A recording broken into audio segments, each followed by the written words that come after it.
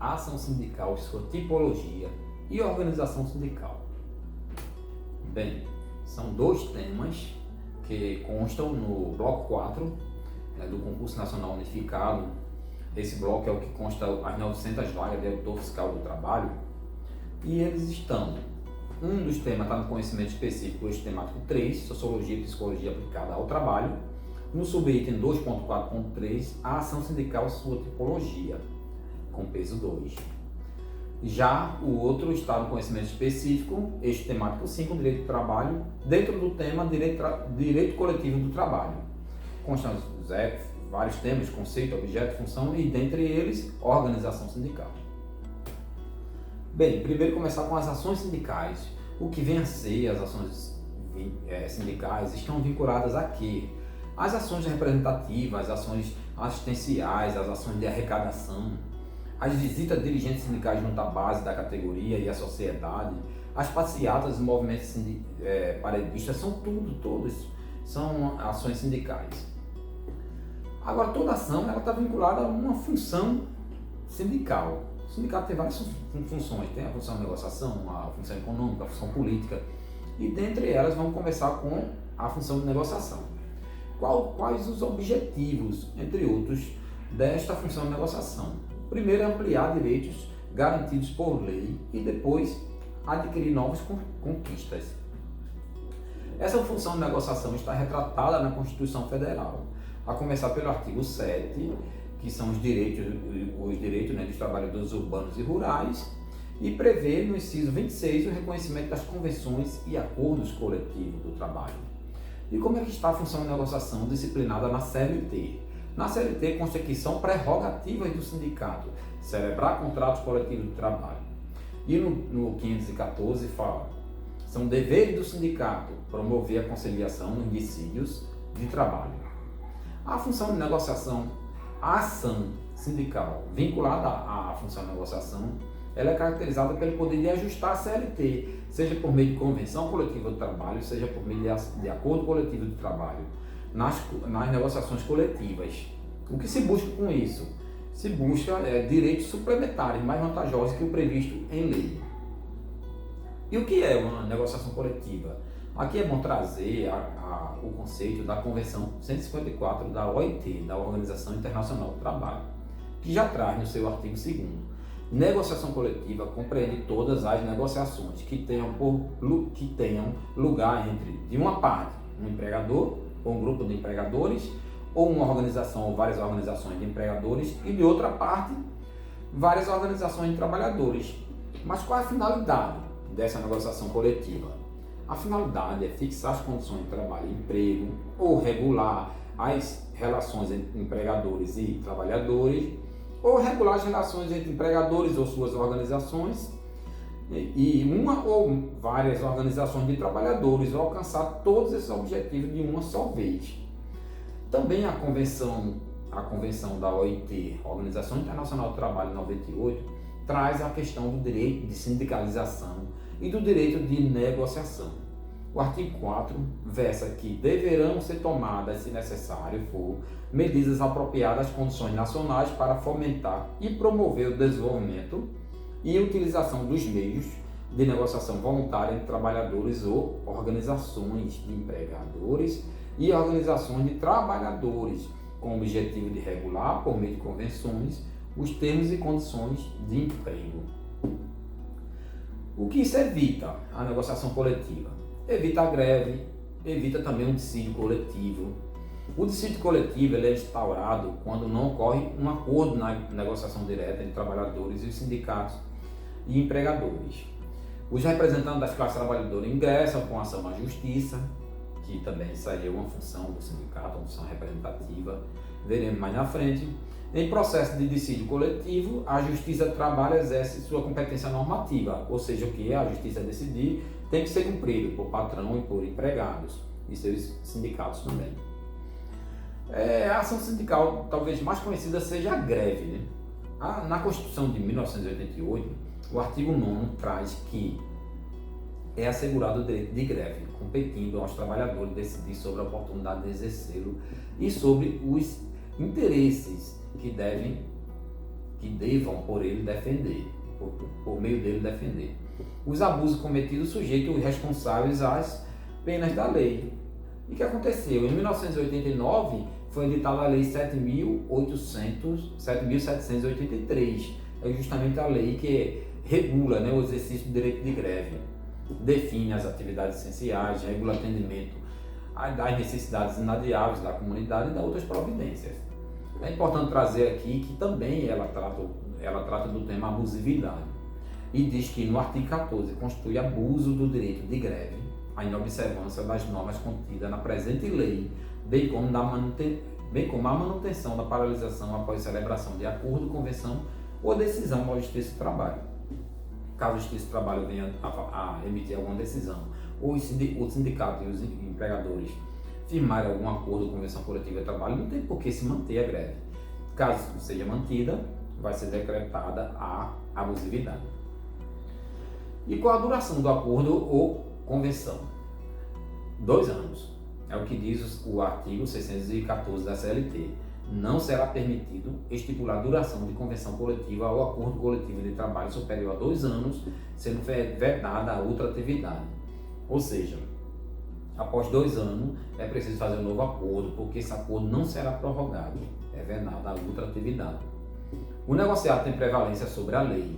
Isso foi uma novidade aí trazida nesse 611A pela reforma trabalhista de 2017. O que diz 611A? Que a convenção e o acordo coletivo de trabalho têm prevalência sobre a lei quando, entre outros, dispuserem sobre banco de horas, teletrabalho, regime de sobreaviso e trabalho intermitente, participação no lucro e resultado das empresas, tudo isso pode ser negociado e tendo prevalência sobre a lei. Já o artigo 611B, também trazido pela reforma trabalhista, ele diz o que não pode ser objeto de convenção coletiva ou acordo coletivo de trabalho. Entre outros, ele vai considerar objeto de ilícito se houver convenção coletiva ou acordo coletivo a respeito de vários assuntos. Entre eles, a gente cita aqui, por exemplo, as anotações constantes da carteira de trabalho e previdência social, o seguro-desemprego, no caso de desemprego voluntário, o salário mínimo, o valor nominal do 13º, o repouso semanal remunerado. O acordo tem prevalência sobre a convenção, é o que diz o artigo 620 da CLT. As condições estabelecidas em acordo coletivo de trabalho sempre prevalecerão sobre as estipuladas em convenção coletiva de trabalho. Convenção coletiva de trabalho, sindicato dos trabalhadores de um lado, sindicato dos empregadores de outro. Já acordo coletivo, vocês têm os sindicatos e os empregadores. Então sempre terá prevalência o acordo coletivo de trabalho. Vamos para outra função agora, a função representativa. Vamos dizer assim que essa é a principal função e uma importante prerrogativa dos sindicatos. O que diz a Constituição Federal de 1988 sobre isso? Diz no artigo 8º, é livre a associação profissional ou sindical, observando o seguinte: ao sindicato cabe a defesa dos direitos e interesses coletivos ou individuais da categoria, inclusive em questões judiciais ou administrativas. É obrigatória a participação dos sindicatos nas negociações coletivas do trabalho. Já a CLT, o que traz sobre essa função representativa? Diz a CLT no artigo 513 que são prerrogativas dos sindicatos representar perante as autoridades administrativas e judiciárias os interesses gerais da respectiva categoria ou profissão liberal ou interesses individuais dos associados relativos à atividade ou profissão exercida. As principais ações sindicais vinculadas à função representativa.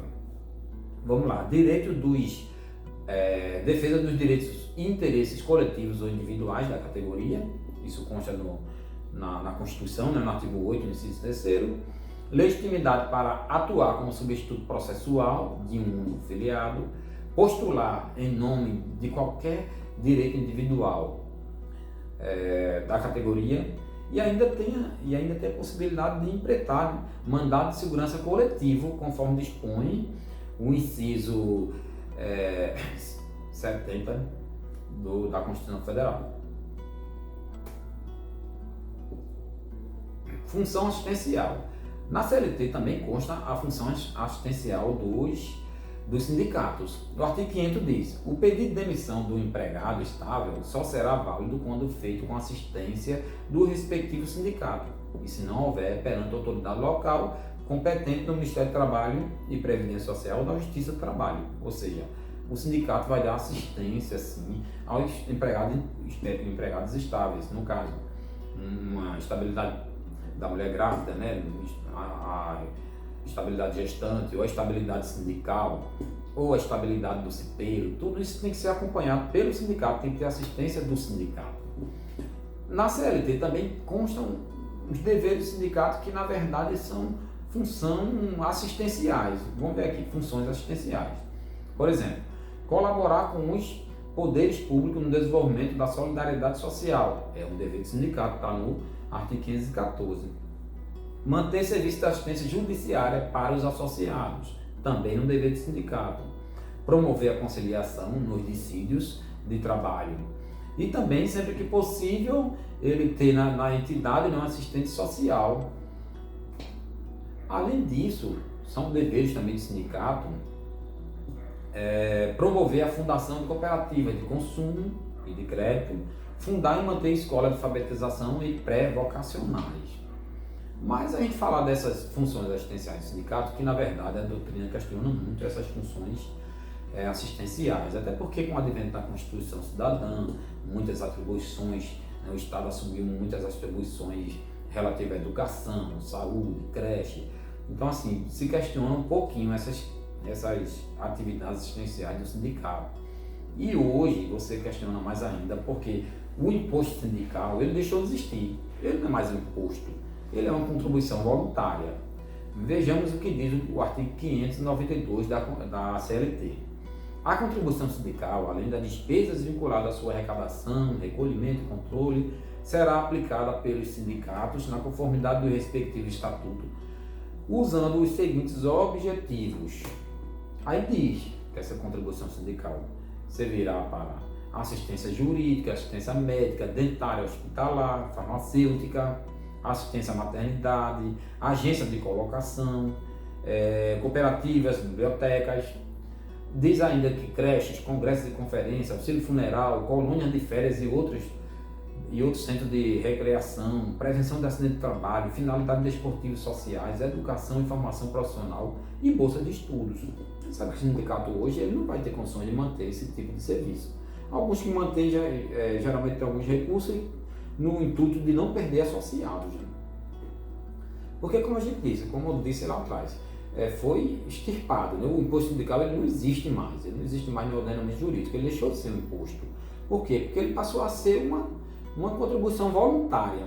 Vejamos o que diz o artigo 578, né? Com a nova redação dada pela reforma trabalhista. As contribuições devidas aos sindicatos pelos participantes das categorias econômicas ou profissionais ou de profissões liberais apresentadas pelas referidas entidades serão sob a denominação de contribuição sindical pagas, recolhidas e aplicadas na forma estabelecida neste capítulo, desde que prévia e expressamente autorizadas. Aí continua o artigo 579 da CLT. O desconto da contribuição sindical está condicionado à autorização prévia expressa dos participantes de uma determinada categoria econômica. Quer dizer, quem quiser que contribua aquela contribuição que geralmente era descontada no dia de trabalho no mês de março de cada ano, certo? Então a gente vendo hoje a extinção do imposto sindical e aquelas questões da função assistencial, fica um pouco difícil dizer que o sindicato vai cumprir qualquer função assistencial devido à perda de receita que ocasionou essa mudança, né, no imposto sindical, na verdade esse fim do imposto sindical. Agora vamos para outra função, a função política. O que diz a CLT? A CLT, ela no artigo 1521 diz que são condições para o funcionamento do sindicato proibição de quaisquer atividades não compreendidas nas finalidades mencionadas no artigo 511, inclusive as de caráter político partidário. Ocorre que este artigo 1521 da CLT ele não foi recepcionado pela Constituição Federal. Como a gente viu lá o artigo 8º, ele dá ampla liberdade sindical. Então não há intervenção do Estado nos sindicatos, portanto esse artigo ele não foi recepcionado. É livre associação profissional ou sindical, observando o seguinte, é o artigo 8º da Constituição Federal, que diz, né, a lei não poderá exigir autorização do Estado para a fundação de sindicato. É vedada a criação de mais de uma organização sindical, em qualquer grau, representada de categoria profissional ou representativa de categoria profissional ou econômica, na mesma base territorial. Ou seja, se há um sindicato que representa os trabalhadores em todo o estado de Pernambuco, não vai ter outro sindicato sobrepondo-se a este sindicato, né? Porque ele é o princípio da unicidade sindical, só pode ter um sindicato por categoria funcional. Ao sindicato cabe a defesa dos direitos e interesses coletivos ou individuais de categoria. A gente viu isso lá atrás na função representativa. Continua aqui a Constituição, artigo 8º, dizendo que é vedada a dispensa de empregado sindicalizado, né, aquela questão da estabilidade sindical, como a gente falou também, e é obrigatória a participação do sindicato nas negociações coletivas do trabalho, que é a função representativa dos sindicatos. Agora, sobre a liberdade sindical, ela é absoluta? Não, ela não é absoluta. A CLT, o que foi que ela trouxe? Ela disse que a administração do sindicato será exercida por uma diretoria constituída de no máximo 7 e no mínimo 3 membros, e de um conselho fiscal composto de 3 membros, eleitos esses órgãos pela Assembleia Geral. Então, o que está dizendo aqui? Houve uma DPF, uma arguição de descumprimento de preceito fundamental de número 276, que foi empreitada pela Confederação Nacional dos Trabalhadores em Estabelecimento de Ensino, CONTEP. Acontece que o Supremo Tribunal Federal entendeu que não é inconstitucional esse limite de diretores, no mínimo 3, no máximo 7. Mas o sindicato ele não é obrigado a ter somente 7 diretores. Ele pode ter mais, pode ter 10, pode ter 20. No entanto, a estabilidade sindical só vai recair sobre 7 diretores titulares e 7 suplentes. Isso já está decidido, inclusive essa DPF decidiu neste sentido também, e existe uma súmula do STJ que trata dessa questão. A função econômica do sindicato. Bem, vamos tratar dessa função econômica que diz respeito à possibilidade do sindicato desenvolver atividades comerciais de forma a conseguir lucro e incrementar sua receita a partir disso. Como está na CLT? A CLT, ela proíbe, ela no artigo 564, ela diz, as entidades sindicais, sendo-lhes peculiar e essencial atribuição representativa e coordenadora das correspondentes categorias ou profissões, é vedado, direto ou indiretamente, o exercício da atividade econômica. Ocorre que esse artigo ele não foi recepcionado pela Constituição. Por quê? Porque ele fere princípios constitucionais da liberdade e autonomia sindical. Bem, dito isso, tratado dessas funções, vamos fazer umas questões aqui sobre como é que cai nas provas de concurso este tema. Eu trouxe a primeira questão do cargo, né, auditor fiscal do trabalho, que foi aplicado em 8/9/2013 pela banca SESP-UNB, que hoje é a Sebrasp, certo? O que disse a questões? A questão 103, ela quer saber se é certo ou é errado uma situação hipotética que ela vai dizer aqui. Determinado sindicato ajuizou ação em defesa de direito e interesse coletivo dos integrantes da categoria que representa e obteve sentença favorável ao pleito. Para que os interessados fossem abrangidos pela decisão judicial, o juiz exigiu-lhes na execução do julgado, a comprovação de filiação ao sindicato na fase de conhecimento da ação.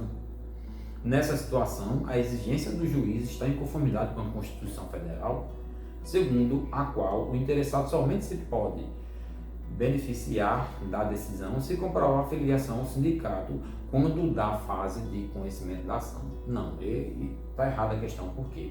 Porque o sindicato ele representa a categoria como um todo, não representa só os associados. Diferente da associação, que realmente só representa os associados, o sindicato representa toda uma categoria, mesmo que não seja filiado. E a sentença normativa, geralmente, ela vai para toda a categoria, não é só para associados. Ele pode representar os associados em ações individuais. Então, essa questão, o gabarito é errado. Vamos para uma questão mais recente. A questão do concurso de analista empresarial na carreira de Direito, né? foi elaborada pela banca Fundep, Gestão de Concursos, no ano 2023, para o órgão CENIG Minas Gerais. Aí fala a questão, com relação às regras relativas à organização sindical previstas no decreto 5.452 de 43, é a CLT, né, que aprova a CLT, assinale V as alternativas verdadeiras e F as falsas. Vamos lá, é V ou F? Manter serviço de assistência judiciária para os associados é um dever do sindicato, sim, é um dever do sindicato, a gente viu lá atrás. Celebrar contratos coletivos de trabalho é uma prerrogativa dos sindicatos? É sim, uma prerrogativa. Os sindicatos poderão ser municipais, intermunicipais e estaduais, sendo vedadas sindicatos nacionais. Bem, não é vedado sindicatos nacionais, até porque existem as federações sindicais e as confederações sindicais, certo? Então aqui está errado. A gente vê pelo enunciado da questão que tem outra parte aqui também da questão que a gente vai colocar lá em cima para poder ver. Tem outro enunciado.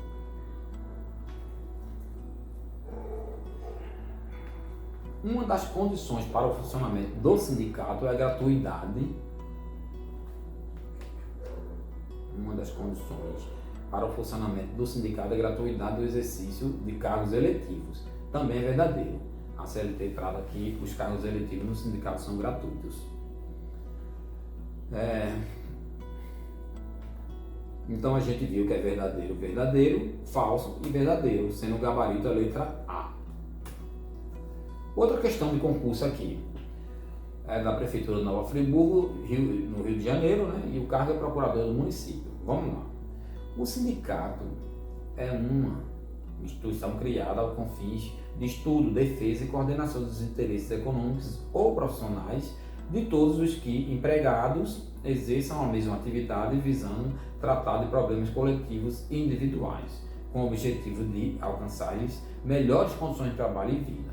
Trata-se de prerrogativa dos sindicatos. Ele quer tratar as prerrogativas. Vamos lá.